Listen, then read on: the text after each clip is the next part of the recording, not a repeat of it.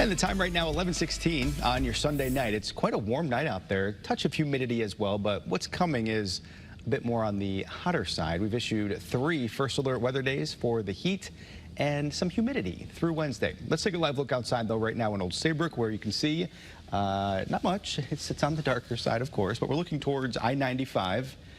The moon's out there. It's about 98% full. Just coming off of our full moon from yesterday. So if you're driving and you see it, yeah, it's going to light up the night sky. As far as the almanac for today, though, so we reached this 89 is in at Windsor Locks, where the actual records are kept. In Hartford itself, we reached 90. So if we reach 90, I mean, that's technically day 1 of a heat wave for Hartford itself. But where the records are officially kept, only 89. The overnight was 58. We'll be warmer than that tonight. Lots of areas still in the 70s. But those first alert weather days, Monday, Tuesday, Wednesday, it's going to be hot with a touch of mugginess. Those heat index values up to 95. Very typical, but on the higher end for summer, even in August. It's going to be quite warm.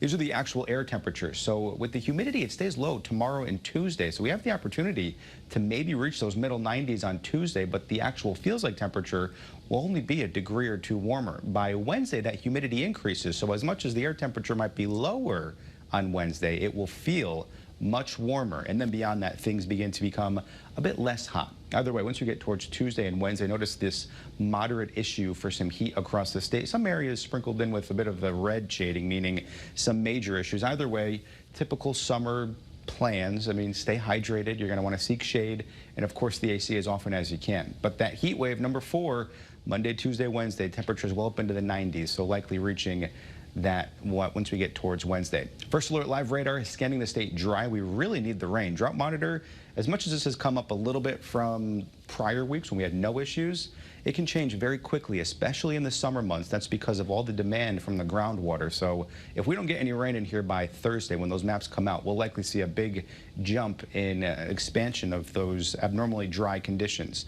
Temperatures across the state right now, though, 60s to even mid-70s, upper 70s for New Haven. Right now, 77 degrees. They'll fall back into the 60s.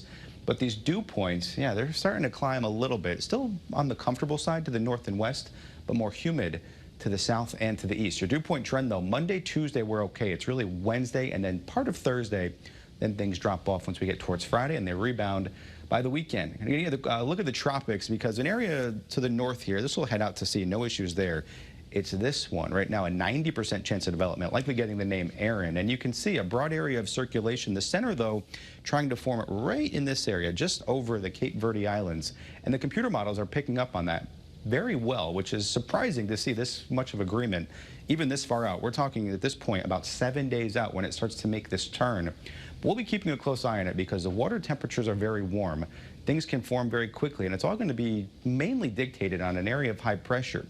With clockwise flow around it, if it heads farther towards the west, then you have an opportunity for anything to form and take that turn a bit later. That would be an issue for the eastern seaboard and possibly Bermuda.